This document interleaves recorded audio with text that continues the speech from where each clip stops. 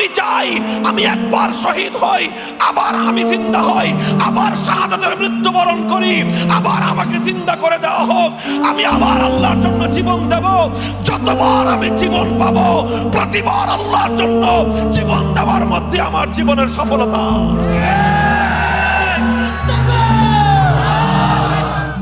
তুমি জালিমের জিন্দানখানায় গিয়েও যদি হকের ঝান্ডা ধরে রাখো, তুমি দুর্বল অবস্থাতেও যদি হকের পথে অটল আর অবিচল থাকো, দেখবে এক সময় বাতিল মাথা নোয়াতে বাধ্য হবে, হকের ঝান্ডাই সমুন্নত হবে ইনশাআল্লাহ।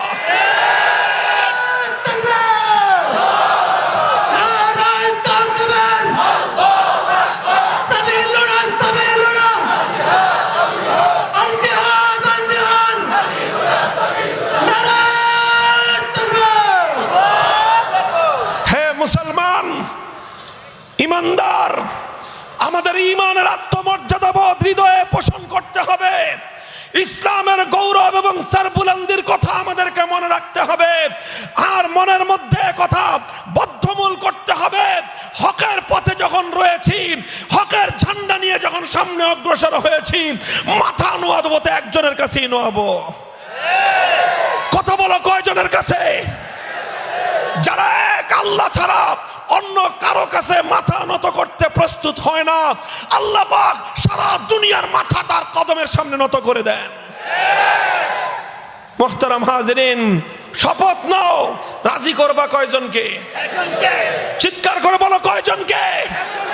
কাকে? এক আল্লাহকে রাজি করবার শপথ গ্রহণ করো।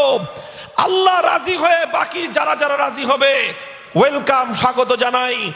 আল্লাহকে রাজি করতে গিয়ে যারা যারা নারাজ হবে তাদেরকে রাজি করার কোনো প্রয়োজন আমাদের নাই। আল্লাহকে রাজি করতে গিয়ে যারা নারাজ হয় তাদের নারাজি, তাদের অসন্তুষ্টি আমাদের আশীর্বাদ। হে দুনিয়াবাসী, তোমাদেরকে আমরা পরিষ্কার বলে দিতে চাই, আল্লাহকে নারাজ করে অন্য কারো মনোরঞ্জন করতে পারবো না। আল্লাহকে নারাজ করে অন্য কারো সঙ্গে পীড়িত করতে পারবো না। আল্লাহ খুশি থাকলে, তোমরা যদি খুশি থাকো ওয়েলকাম। আল্লাহকে খুশি করার পর যারা যারা নারাজ হবা, তোমাদের পরোয়া করবার টাইম আমাদের নাই। এভাবে নিজেদের অধিকার নিয়ে চলো। ইমানদার মনে রাখো, এই যে মাটিতে তুমি বসে আছো, যেই মাটিতে তুমি বিচরণ করছো, যে মাটিতে তুমি দিন গুজরান করছো, এই মাটি, এই দেশ, এই জমিন, এখানে তুমি ভাড়াটিয়া না।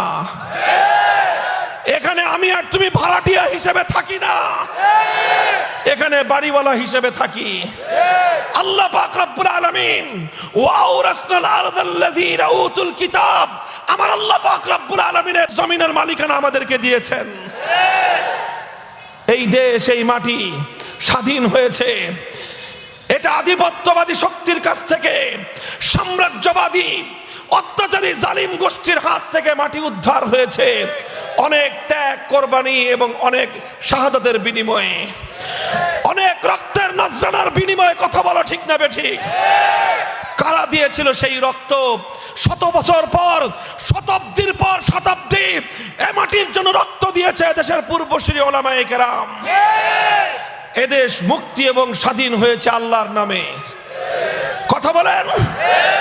সর্বশেষ স্বাধীনতার যে সংগ্রাম, 1971-এর মুক্তিযুদ্ধ, সেই মুক্তিযুদ্ধের আগে 7ই মার্চে রেসকোর্সের ময়দানে মুক্তিযুদ্ধের আহ্বানী যে বক্তব্য ছিল, সেই ভাষণের সবচেয়ে শক্তিমান শব্দ যেটা ছিল, তবু এদেশের মানুষকে মুক্ত করে ছাড়বো,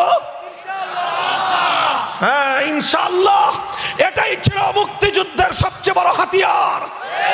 ইনশাআল্লাহর চেতনায় উজ্জীবিত হয়ে বাংলাদেশটা স্বাধীন হয়েছে।